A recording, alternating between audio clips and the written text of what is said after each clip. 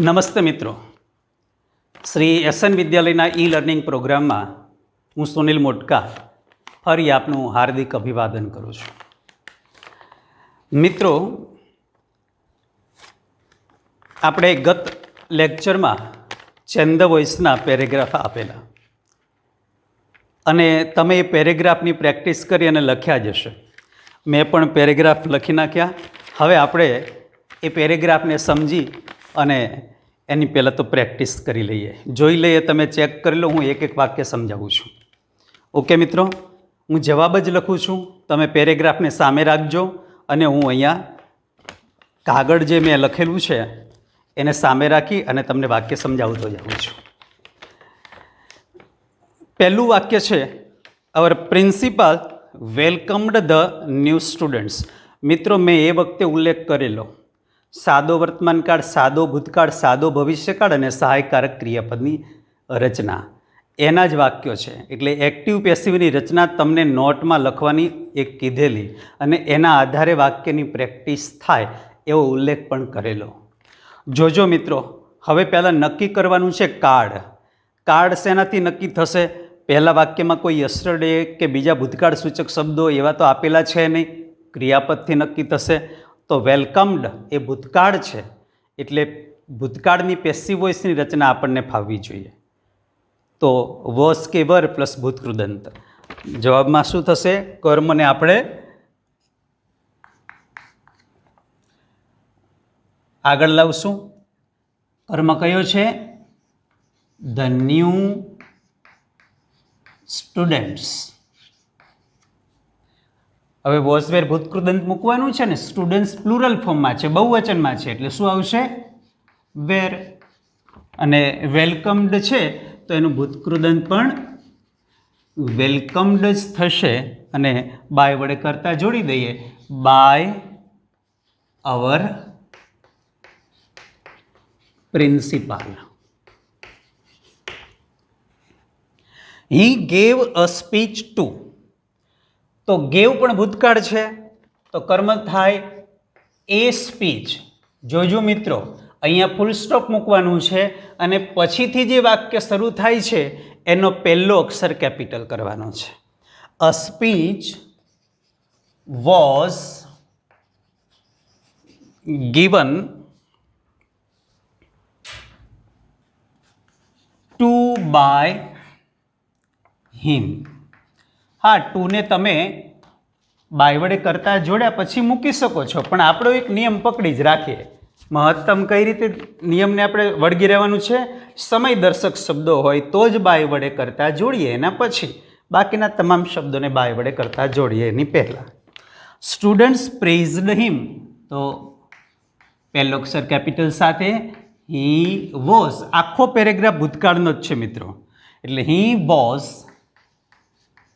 praised by students. The principal thanked him. તો કર્તા principal છે, થેન્કડ ભૂતકાળનું ક્રિયાપદનું રૂપ છે અને હિમ એ કર્મ છે. માફ કરજો, students praised him, the principal thanked them. Okay, તો ધેમ છે તો એનું રૂપ થશે ધે. ધે બહુવચનમાં છે એટલે they were thanked by the principal. Full stop. જોઈ લો મિત્રો, ચેક કરી લો, ક્યાંય ભૂલ નથી ને? ચલો બીજો પેરેગ્રાફ છે, એમાં મને 3 વાક્યો સહાયકારક ક્રિયાપદના અને 1 વાક્ય સાદા વર્તમાન કાળનું દેખાય છે. તો સહાયકારક ક્રિયાપદની રચના કઈ? સહાયકારક ક્રિયાપદ જે આપેલું છે પ્લસ ક્રિયાપદનું મૂળરૂપ એક્ટિવ વોઇસમાં અને પેસિવ વોઇસમાં સહાયકારક ક્રિયાપદ પ્લસ બી ભૂતકૃદંત. ઓકે, જવાબ શું થશે? પહેલા કર્મ કયો થયો? ધ યંગ કર્તા થયું. મસ્ટ રિસ્પેક્ટ એ ક્રિયાપદ છે, ધ એલ્ડર્સ એ કર્મ છે, એટલે ધ એલ્ડર્સ રચના કઈ? મસ્ટ બી રિસ્પેક્ટેડ, બાય વડે જોડી દઈશું, by the young. Okay. We should obey our elders. તો અવર એલ્ડર્સ કર્મ છે, પહેલાં લાવીએ, શુડ બી ઓબેડ, બાય વડે કરતા જોડી દો, બાય વીનું શું થશે? અસ. દે ઓલવેઝ લવ અસ. મેં તમને ગયા પીરિયડમાં વાત કરેલી, ઓલવેઝ, ઓફન અને નેવર સાદા વર્તમાનકાળના વાક્યોમાં કર્તા અને ક્રિયાપદની વચ્ચે આવે. પેસિવ વોઇસમાં જ્યારે ફેરવવાનું થશે ત્યારે એને એમિઝાર ભૂતકૃદંતની વચ્ચે મૂકવાનું છે મિત્રો. કર્મ છે અસ, તો એને આગળ લાવો તો થશે વી. વી સાથે વર્તમાનકાળમાં આવશે આર, અને ઓલવેઝ શબ્દને એમિઝાર ભૂતકૃદંતની વચ્ચે મૂકવાનો છે. We are always loved by them, full stop. We should love them, કર્મ છે ધેમ, તો they should be loved by us. ચલો મિત્રો ચેક કરી લ્યો. ત્રીજો paragraph. We grow flower plants in plenty. તો કર્મ કયો થાય છે? વર્તમાન કાળનું વાક્ય છે, ગ્રો ક્રિયાપદનું મૂળરૂપ છે, ગ્ર્યુ એ ભૂતકાળ છે, ગ્રોન એ ભૂતકૃદંત છે. તો ફ્લાવર પ્લાન્ટ્સ, ફૂલ છોડો, બરાબર, એકલા ફૂલની વાત નથી કરી. બહુવચન વર્તમાનમાં આર ગ્રોન. અન્ય શબ્દોને હવે પહેલાં લખશું ને, ઇન પ્લેન્ટી સમયદર્શક શબ્દ નથી, પછી બાય વડે જોડી દેવાનું, by us. We look after them very well. તો અહીંયા મિત્રો જોજો, લુક આફ્ટર શબ્દનો ઉપયોગ છે, અને લુક આફ્ટર એ કેવું છે? અખંડિત ક્રિયાપદ. એને પેસિવ વોઇસમાં ફેરવો ને તો લુક, પેસિવ વોઇસમાં ભૂતકૃદંત થશે, લુકનું લુકડ આફ્ટર થશે, તો એને લુકડ આફ્ટર તરીકે જ રાખવાનું છે. આફ્ટરને જો ત્યાંથી તમે દૂર અડસેલી દેશો ને તો એનો મતલબ જ નહીં થાય, એ સેન્ટેન્સ સેન્સલેસ થઈ જશે. એટલે એને ભેગું રાખવાનું છે. એટલે આપણે નામ આપ્યું હતું એને અખંડિત ક્રિયાપદ. તો ધેમનું થશે દે આર લુકડ આફ્ટર, અને વેરી વેલ અન્ય શબ્દને પહેલાં લખી નાખશું, વેરી વેલ, પછી બાય વડે જોડી દેશું, by us. We water them regularly. તો દે આર વર્તમાન કાળનો પેરેગ્રાફ છે. વોટરનું ભૂતકૃદંત થશે વોટર્ડ.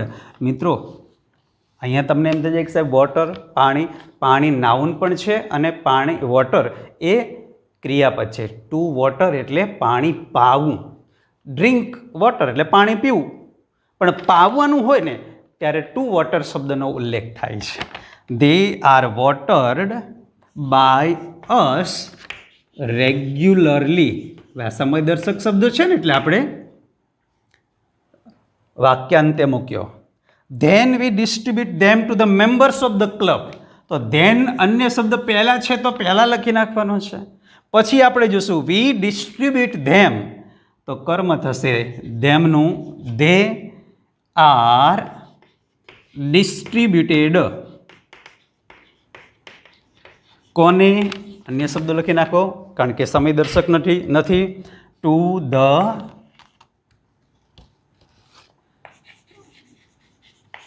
Members of the club. કોના દ્વારા? By us. ઓકે મિત્રો, ત્રીજો પેરેગ્રાફ પણ તમે ચેક કરી લ્યો. ચલો બોર્ડ હું ભૂસી નાખીને બીજા બે પેરેગ્રાફ સોલ્વ કરાવું. પહેલાં તમે વ્યવસ્થિત રીતે કમ્પ્લીટલી ક્યાં ભૂલ પડી છે અને ભૂલ પડી છે તો શા માટે. જો એમ લાગશે કે અહીંયા ભૂલમાં સમજમાં સહેજ થોડીક તકલીફ થઈ છે, મળશું વાસ્તવિક સ્કૂલ શરૂ થાય ત્યારે તો સોલ્યુશન કરશું, પણ એ પહેલાં થોડીક વાત તો કરી દો, અગાઉના લેક્ચર પણ ચેક કરી લેજો. નોટમાં અગાઉ લખેલું છે, તમે નોટિસ કરેલું હોય બધું, તો એમાં પણ તમે ચેક કરજો અને પ્રયાસ કરજો.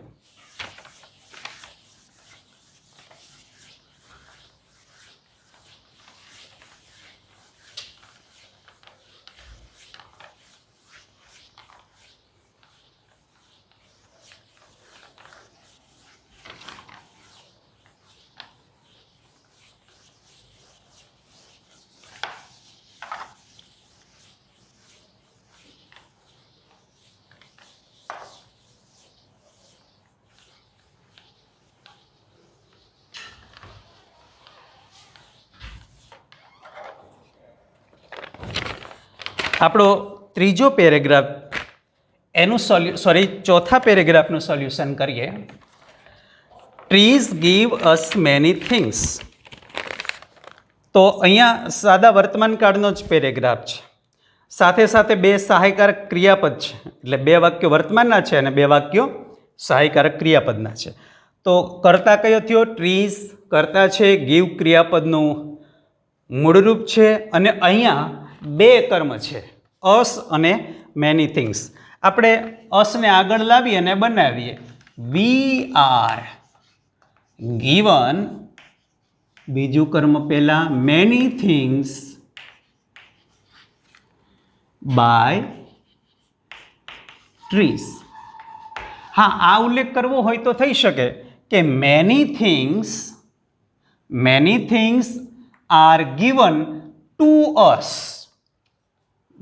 બીજા કર્મને પહેલાં લાવવાનું હોય ત્યારે અસની પહેલાં આપણે ટુ લખવું પડશે. ટુ અસ બાય ટ્રીઝ લખી શકાય. બરાબર. દે પ્રોવાઈડ શેલ્ટર ટુ બર્ડ્સ. અહીંયા પણ બે કર્મ છે, બર્ડ્સને આગળ લાવો અને શેલ્ટરને પણ આગળ લાવી શકશો. બર્ડ્સને આગળ લાવો તો ટુ નીકળી જશે, પણ આપણે પ્રથમ કર્મને જ આગળ લાવી નહીં. Shelter is provided to birds by them. ચલો, બર્ડ્સને આગળ લાવવું હોય તો શું થશે? Birds are provided shelter by them. We must not cut them. સહાયકારક ક્રિયાપદની રચના, કર્મ ધેમ છે, એનું કર્તા થશે ધે. ધે સાથે આવશે મસ્ટ, એના પછી નોટ, અને બી ભૂતકૃદંતને કોઈ તોડી ન શકે. બેની વચ્ચે કશું જ મૂકવાનું નથી.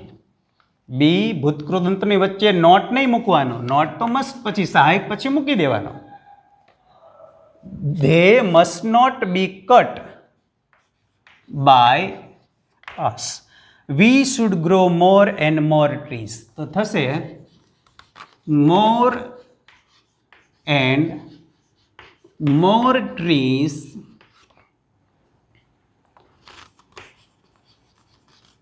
should be grown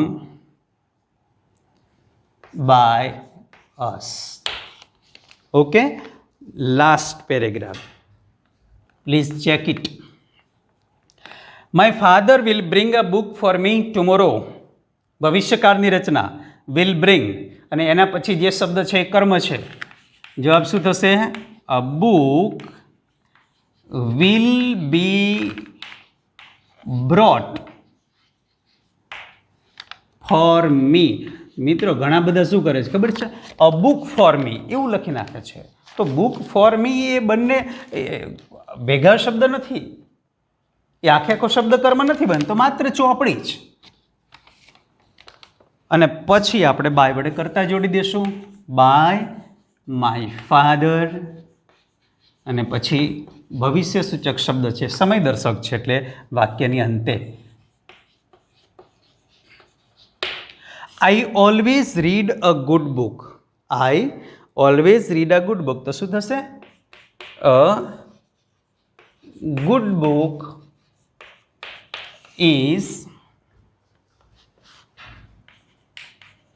always read by me. Books provide knowledge to us. આમાં બે કર્મ છે, નોલેજ અને ટુ અસ, એમાંથી અસને આગળ લાવો તો વી ટુ નીકળી જશે, પણ આપણે તો પ્રથમ કર્મને આગળ લાવવાનો પ્રયાસ કરવાનો. Knowledge is provided to us by books અને we should follow the views of good writers. જવાબ શું થશે? ધ વ્યૂઝ ઓફ છે ને એ આગળ પાછળના બે નામને જોડે, ફોર ન જોડે. એટલે ઓફ હોય ત્યારે બંને નામને સંયુક્ત એટલે કે ભેગા રાખવાના. The views of good writer, બહુવચન છે રાઇટર્સ, પણ આપણે તો વ્યૂઝને ફોલોઅપ કરવાના છે. શુડ બી followed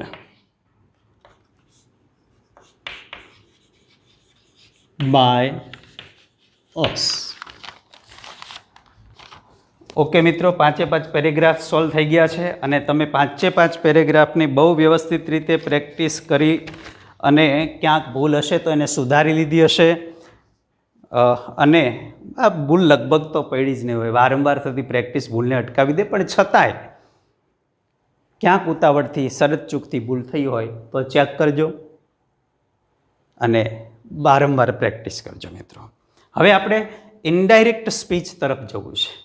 હવે ઇનડાયરેક્ટ સ્પીચ ભણીએ એ પહેલાં થોડીક સમજ કેળવવી પડશે એના વિશેની, એટલે થોડીક સમજવાળું માહિતી આપી અને આપણે આગળ વધીએ.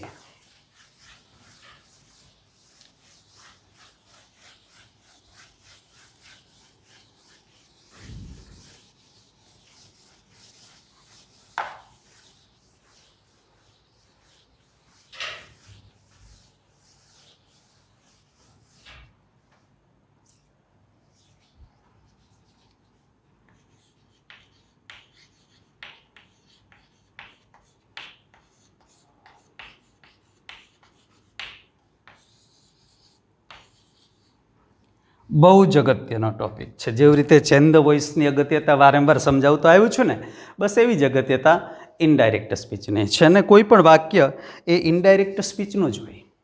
કોઈ પણ વાક્ય કાં ડાયરેક્ટ સ્પીચનું હોય, કાં ઇનડાયરેક્ટ સ્પીચનું હોય, ચેન્જ ધ વોઇસનું હોય, એક્ટિવનું હોય, કાં પેસિવનું હોય. બરાબર? હવે ઇનડાયરેક્ટ સ્પીચ, ડાયરેક્ટ સ્પીચ અને ઇનડાયરેક્ટ સ્પીચને થોડુંક સમજવાનો પ્રયાસ કરીએ. ચલો અહીંયા ડાયરેક્ટ શબ્દ પણ હું લખી નાખો.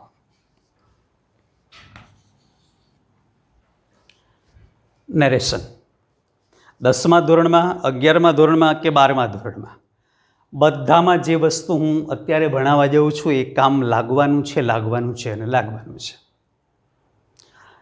મિત્રો, ડાયરેક્ટ સ્પીચ કોને કહેશું અને ઇનડાયરેક્ટ સ્પીચ કોને કહેશું એના વિશે તમે 8મા ધોરણમાં અને 9મા ધોરણમાં વિસ્તારપૂર્વક ભણી ચૂક્યા છો. થોડોક જ ખ્યાલ મારે આપવાનો છે. હું અત્યારે તમારી સમક્ષ જે રજૂ કરું છું એ ડાયરેક્ટ છે, શોર્ટકટ, બીજી બધી વસ્તુને મૂકીએ. મારી વાત તમારી સાથે સીધી પહોંચે છે, ડાયરેક્ટલી હું રજૂ કરું છું. કઈ સ્પીચ થશે? Direct speech. અને મારી વાતને તમે અથવા તો કોઈ ત્રાહિત વ્યક્તિ સાંભળી ગયેલું છે એ વ્યક્તિ કોઈ ચોથી વ્યક્તિને, તમે કોઈ ત્રીજી વ્યક્તિને, ત્રીજી વ્યક્તિ કોઈ ચોથી વ્યક્તિ સમક્ષ રજૂ કરે એને ઇનડાયરેક્ટ સ્પીચ કહેવાય. બરાબર? ડાયરેક્ટ તમે અથવા તો કોઈ ત્રાહિત રજૂ કરે એને ઇનડાયરેક્ટ. મિત્રો, 8મા 9મા ધોરણમાં રિપોર્ટિંગ વર્બ વર્તમાન કાળનું હોય, સે અથવા સેઝ, ટેલ, ટેલ્સ, આસ્ક, આસ્ક, એવું વર્તમાન કાળનું જ રિપોર્ટિંગ વર્બ આવતું, અથવા તો ભૂતકાળના રિપોર્ટિંગ વર્બ સાથે ભણ્યા પણ હશો. પણ 10મા ધોરણમાં, 11મા ધોરણમાં અને 12મા ધોરણમાં ત્રણેમાં મિત્રો ઇનડાયરેક્ટ સ્પીચનો પેરેગ્રાફ આવે છે, જેને નેરેશન કહેવાય છે. એ રિપોર્ટિંગ વર્બ સાદા ભૂતકાળનું જ હોય છે. કયા કાળનું હોય છે રિપોર્ટિંગ વર્બ? સાદા ભૂતકાળનું. પાસ્ટ ટેન્સનો. તો હવે એને ઇનડાયરેક્ટ સ્પીચમાં ફેરવતી વખતે અમુક પ્રકારના ફેરફારો કરવા પડે છે. એટલે પહેલાં તો ઇનડાયરેક્ટ સ્પીચના વાક્યો ભણીએ, અલગ અલગ પ્રકારના વિધાન વાક્ય ભણવાનું છે, સાદું પ્રશ્નાર્થ ભણવાનું છે, WH પ્રશ્નાર્થ અલગ રીતે ભણવું પડશે, ઇમ્પેરેટિવ સેન્ટેન્સ આજ્ઞાર્થ વાક્ય, ઉદ્ગાર વાક્ય, લેટના 2 પ્રકારના વાક્યો છે, શુભેચ્છા દર્શક વાક્યો છે. આટલા અલગ અલગ પ્રકારના વાક્યો ભણવાના છે અને પછી એનો ઇનડાયરેક્ટ સ્પીચનો પેરેગ્રાફ ભણવાનો છે, બધાને મિક્સ કરીને. ચેલેન્જેબલ છે પણ આપણે સરળ બનશે એમાં ના નહીં. બંને મહેનત કરશું તો જ સરળ થશે હો મિત્રો. તો પહેલાં તો આજના લેક્ચરમાં હું તમને કાળમાં, ક્રિયાપદમાં અને શબ્દોમાં થતા ફેરફારો લખાવું છું, સમજાવું છું. શેમાં? કાળમાં થતા ફેરફારો, ક્રિયાપદમાં થતા ફેરફારો અને શબ્દોમાં થતા ફેરફારો. આ ફેરફારો આપણે લખી નાખશું આજે અને તૈયાર કરશું. એટલે નેક્સ્ટ લેક્ચરમાં આપણે વિધાન વાક્યથી શરૂ કરી શકાય. એટલે આજનો લેક્ચર માત્ર ને માત્ર ફેરફાર સાથેનો રહેશે, પણ તમારે એ બધા જ ફેરફારો કંઠસ્થ કરવાના રહેશે. ચલો, પહેલાં તો આપણે એક નિયમ લખીએ કે રિપોર્ટિંગ વર્બ સાદા ભૂતકાળનો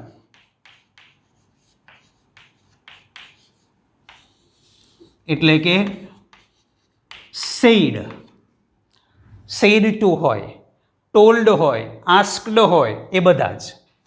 સાદા ભૂતકાળનો હોય તો થતા ફેરફારો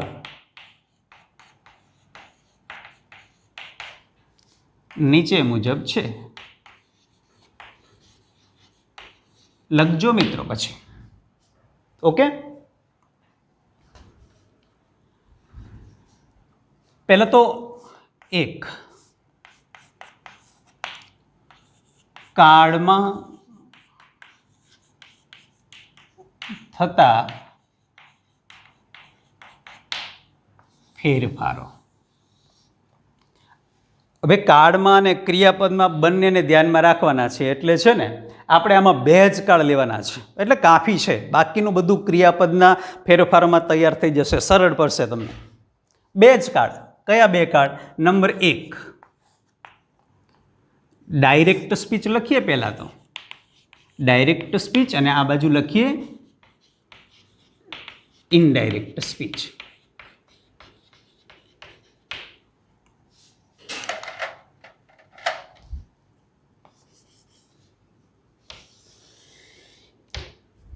ચલો, પહેલું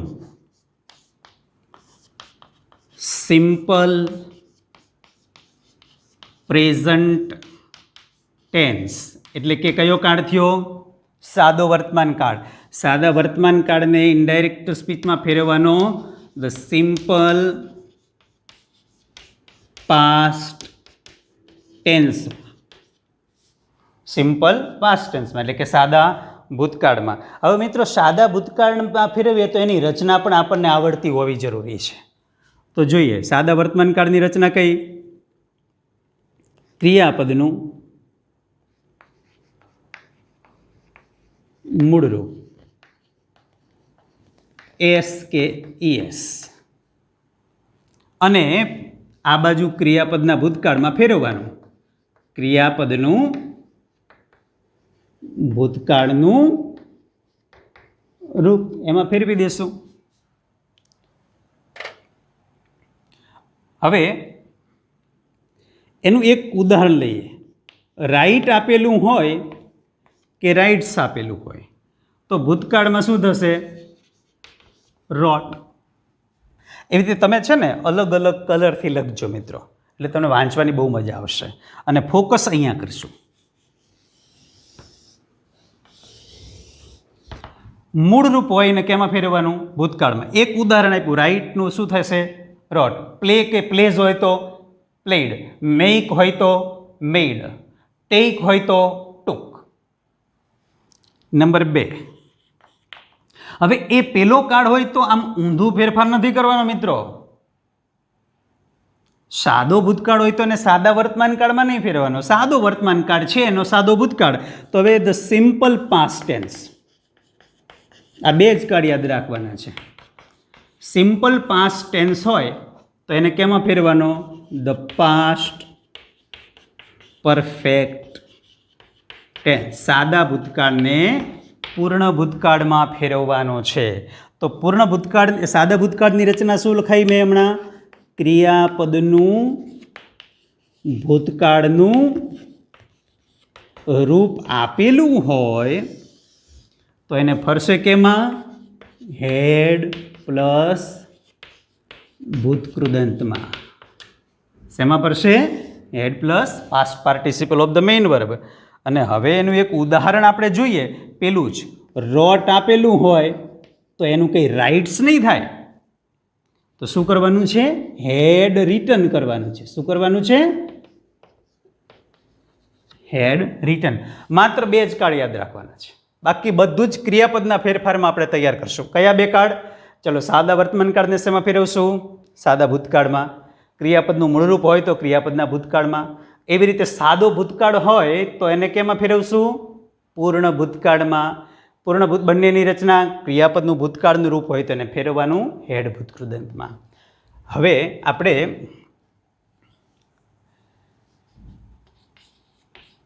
ક્રિયાપદોમાં થતા ફેરફારો.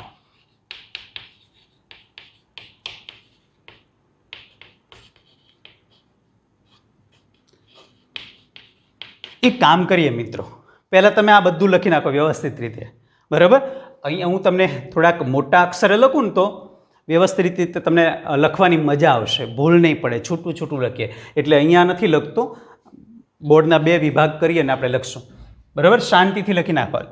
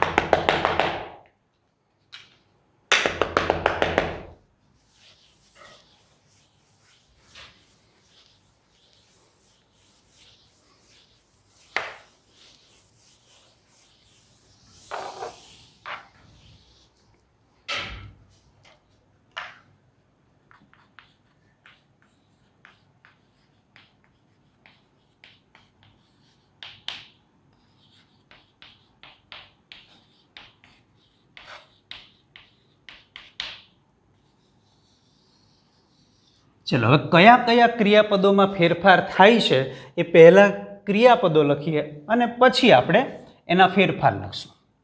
ચલો, પહેલું તો direct speech,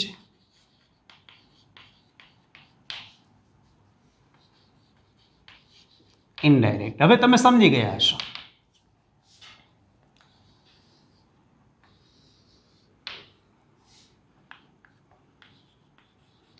M is R. પછી આ વોઝવેર છે ને એને બે રીતે સમજવું છે. વોઝવેર સાથે નામ અથવા વિશેષણ હોય તો, અને વોઝવેર સાથે ક્રિયાપદ. વોઝવેર સાથે બે જ પ્રકારે ક્રિયાપદ હોય. એક તો મુખ્ય ક્રિયાપદને આઈએનજી લાગેલું હોય, અથવા તો મુખ્ય ક્રિયાપદનું ભૂતકૃદંત હોય. આ બે જ. પછી ડુ નોટ કે ડઝ નોટ.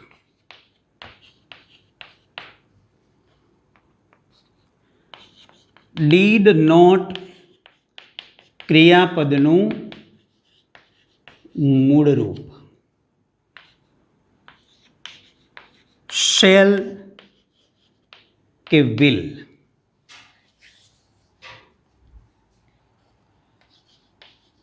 હેવ કે has. Had, can, may. could, would, should,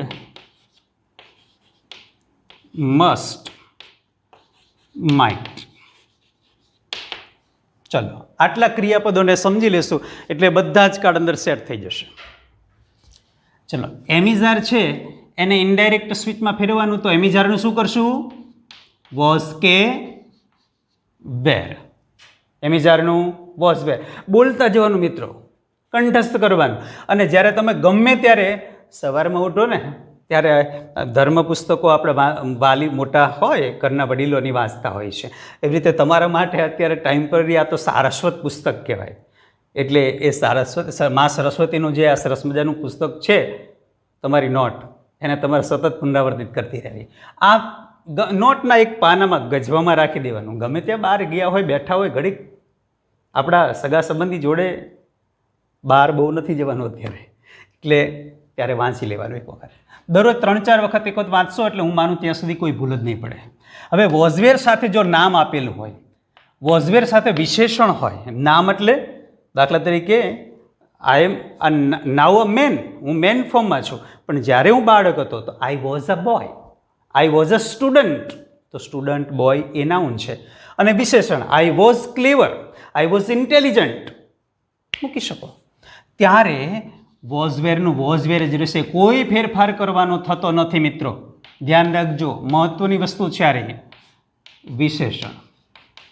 પરંતુ અહીંયા ખાસ સમજજો, આ વોઝવેર સાથે નામ હોય તો વોઝવેર નામ જ, વોઝવેર સાથે વિશેષણ હોય તો વોઝવેર વિશેષણ.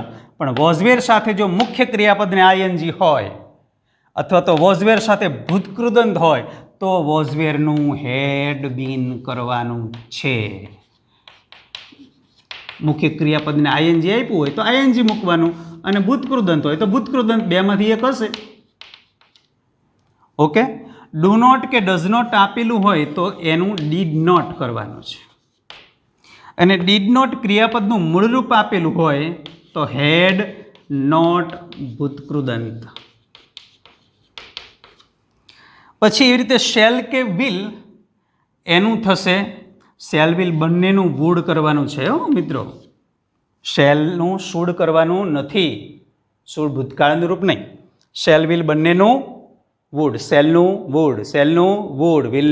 એવું કે હેઝ છે એનું હેડ, પછી હેડનો ફેરફાર થશે નહીં. કેનનું કુડ, મેનું માઇટ. પછી આ જે સહાયકારક ક્રિયાપદો છે કુડ, વુડ, શુડ, મસ્ટ અને માઇટ, એનો ફેરફાર થતો નથી, એટલે ફેરફાર કરવો નહીં. મિત્રો ફરી એક વખત ચાલો, એમિઝારનું શું થશે? વોઝવેર. વોઝવેર સાથે નામ હોય તો વોઝવેર નામ, વોઝવેર સાથે વિશેષણ હોય તો વોઝવેર વિશેષણ. ઓકે. વોઝવેર સાથે આઈએનજી વાળું રૂપ હોય તો હેડબીન આઈએનજી. ભૂતકૃદંત હોય વોઝવેર સાથે તો હેડબીન ભૂતકૃદંત. એવી રીતે ડુ નોટ ડઝ નોટનું ડીડ નોટ, ડીડ નોટ મૂળ રૂપનું હેડ નોટ ભૂતકૃદંત, શેલ વિલ બંનેનું વુડ, કેનનું કુડ, મેનું માઇટ, હેવેઝનું હેડ, હેડનું ફેરફાર થશે નહીં, અને બાકી તો કુડ, વુડ, શુડ, મસ્ટ, માઇટમાં ફેરફાર થતો નથી. સાથે ખાસ ધ્યાનમાં રાખજો, જવાનો સંદર્ભ હોય ત્યારે કમનું ગો કરવાનું રહેશે. પછી કાર્ડ આધારિત જે રીતે ફેરફારો થશે એ મુજબ એનો ફેરફાર થશે. બહુ સારી રીતે મિત્રો લખી નાખજો. ચલો હવે આગળ વધીએ આપણે શબ્દોમાં થતા ફેરફારો.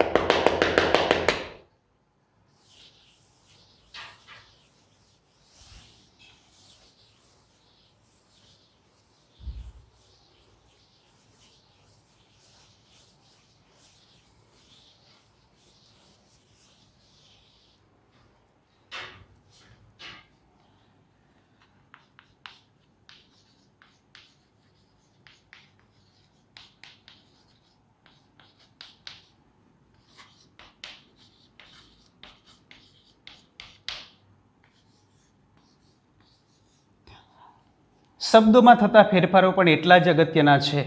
એટલે આમાં તો એક ફેરફાર ન કરીએ એટલે આપણો અડધો માર્ક જાય, બે ફેરફારે તકલીફ થઈ જાય. એટલે આપણે તો તમામે તમામ ફેરફારને ધ્યાનમાં રાખીને આગળ વધવાનું છે મિત્રો. એ શબ્દોમાં થતા ફેરફારોમાં જોઈએ તો ધીસ, એનું થશે that, these, those, here, there, now, then. ખાસ ધ્યાનમાં રાખજો, THEN, ઠાનવાળું નહીં. ધસ, એનું સો, એગો, બિફોર. ટુડે આપેલું હોય તો એનું ધેટ ડે.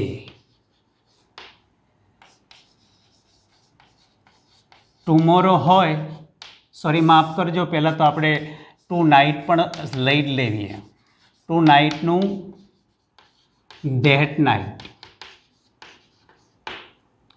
પછી યસ્ટરડે, ધ પ્રીવિયસ ડે.